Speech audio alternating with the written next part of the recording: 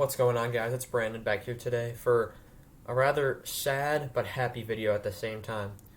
Uh, Legendary goaltender for the Chicago Blackhawks, Tony Esposito, passed away yesterday of pancreatic cancer. And to commemorate him, I've made this board of his NHL career and all of his accomplishments and Hall of Fame status and legendary as a legend. His number's retired in the United Center. He's number 35. And to also commemorate him, I have my dad's signed Tony Esposito jersey to wear, and he allowed me to wear. So, thanks to my dad for allowing me to do this. And so, to start his career off, he started his career. A lot of people don't know this, but he started his career with the Montreal Canadiens in 1968-69. He was technically a rookie, but he didn't play enough games to get the rookie status, so he didn't have technically a rookie season. So in 13 games, he went 5-4-4 with a save percentage of .919 and 2 shutouts. In the playoffs, he didn't do anything, but he did win the Stanley Cup with Montreal, and that's his only Stanley Cup that he's ever won. He never won one with Chicago, which is kind of heartbreaking when you think about it, he was an absolute legend for them. 1969-70, he's with the Blackhawks. This is where his legend starts, and you could argue that this was his greatest season of his life.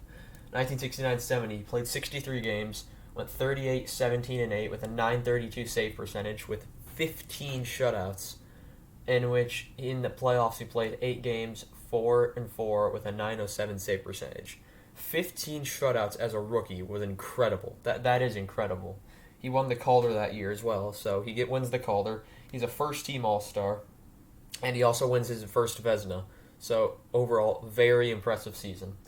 1970-71, plays 57 games, 35 goals. Not 35 goals, getting ahead of myself here with the different players. 35 wins, 14 losses, and 7 ties or overtime losses.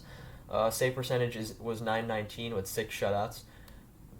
In the playoffs, he played 18 games, went 11-7, and then .928 save percentage, where they would lose in the final to the Montreal Canadiens in 7. 1971-72, he plays 48 games, he goes 31-10-6, .934 save percentage with 9 shutouts. 5 games played in the playoffs, 2 wins, 3 losses for an .895 save percentage. 1972-73, he plays 56 games, 32 wins, 17 losses, 7 ties or /overtime losses, .917 save percentage with 4 shutouts. And then in the playoffs, he had played the 15 games, went 10-5 with an .898, where they would lose again to the Montreal Canadiens in the final. 1973-74, 70 games played. It was 34, 14, and 21. Lots of ties and /overtime losses. .929 save percentage with 10 shutouts. In the playoffs, he played 10 games, 6 wins, 4 assists with a .911 save percentage. In 1974-75, he played 71 games, 34 wins, 30 losses, 7 ties /overtime losses. .906 save percentage with 6 shutouts. In the playoffs, he played 8 games, 3 wins, 5 losses with an .877 save percentage, which at the time could be respectable because this is a time where goalies don't have the padding and protective equipment that they have now, and some don't even wear masks at this point, so that's already crazy as enough. 1975-76, plays 68 games, goes 30-23-13 with a .905 save percentage, 4 shutouts. In the playoffs, he plays 4 games, goes 0-4 with a .901 save percentage. That's a problem with the Blackhawks at this stage. They had the pieces. Hull was gone, but they had pieces. They still had Makita. They had Esposito, but around that, they didn't really have enough to take that next step. In 71, when they had Hull and they went up against Montreal, they were leading. They choked that series away. They had a 3-2 series lead, a 2-0 lead in Game 7, and they blew it. Along with a goal from center ice by Jacques Lemaire, and that's pretty iconic from that series. And that's the problem with the Hawks of this stage. They had some talent, especially when you get to the 80s and especially the 90s. 80s, they always seemed to have losing records, but always went far. Well, in the 90s, they always had some great teams. The 91 President's Trophy winning team. Well, talk about that probably eventually in the biggest chokes of all time, if I ever get to that series. they lose the Minnesota North Stars, who finish over 40 points beneath them, which is it would happen every time. 1992, they're an underdog, they go to the final. 93, they're top team in the West, gets swept in the first round. That's kind of what happens with Chicago. And until 2010, when they win that Stanley Cup for the first time in 49 years, this is the suffering that Chicago had to go through. And it's kind of sad. Like the legends such as Tony Esposito, Dennis Savard, they never got to hold the cup under Chicago. And at least Dennis Savard, he got his in Montreal, just like Esposito. We'll do a career video on him eventually. Anyway, let's get back to this. 1976-77, 69 games played, 25, 36, and 8, with a 901 save percentage, 2 shutouts, and 2 games played in the playoffs, goes 0-2 with a 915 save percentage. 1977-78, 64 games played, 28 wins, 22 losses, 14 ties/overtime losses. Has a 914 save percentage with 5 shutouts. And they in the playoffs, plays 4 games, gets 0-4 with an 838 save percentage. Not very good. 1978-79, plays 63 games, 24, 28, and 11. So he has a losing season. The 902 save percentage, 4 shutouts. In the playoffs, once again, he goes 4 games, he goes 0-4 with an 889 save percentage.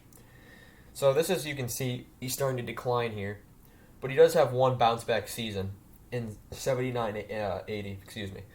Plays 69 games, 31, 22, and 16 with a 903 save percentage and 6 shutouts. The playoffs, plays 6 games, goes 3-3 with a 924 save percentage. Sorry, I apologize for my hiccups. In 1980-81, he tries to replicate it. It gets close, but not as good as he was in 80. 66 games, 29, 23, and 14. Has an 890 save percentage. 0 shutouts this year. The only year he has 0 shutouts on this board, I believe, yeah. In the playoffs, he played 3 games, lost all 3. And with an 878 save percentage. 1981-82, 52 games. He goes 19, 25, and 8 with an 868 save percentage. This is where the decline rapidly starts. 1 shutout in the playoffs, has played 7 games, goes 3-3 with a 916 save percentage. 82-83, 39 games played, so you can see he's getting less time. You get other goalies such as Murray Bannerman in the 80s who played for the Hawks during this time. Then they go 23, 11, and 5 with an 887 save percentage. 1 shutout, 5 games played in the playoffs. It goes 3-2 with an 889 save percentage. In his last year, 1983-84, plays only 18 games, has 5 wins, 10 losses, 3 ties, and overtime losses, has an 858 save percentage, 1 shutout, and he does not play in the playoffs. So only 2 seasons on this board that he doesn't play the playoffs, his first and his last. In his 16 seasons in the NHL, he played in 886 games. He went 423, 306, and 152 from wins, losses to ties, and overtime losses. He had 906 career save percentage with 76 career shutouts. And then in the playoffs, he played 99 games, not even 100 games. That surprised me when I was looking for the research for this video. Won 45-33, which is hard to believe when you see these later ones. You go 0-4, 0-2, 0-4, 0-4, 0-3. It's kind of hard to believe when you see all those stats. But those early successes, when they went 11-7, 10-5, those were kind of propelled him to this level. And then he has a 903 career save percentage in the playoffs. And the last thing I want to talk about with Tony Esposito is his awards. He makes the first All-Star team in 1969-70, 1971-72, and 1979-80.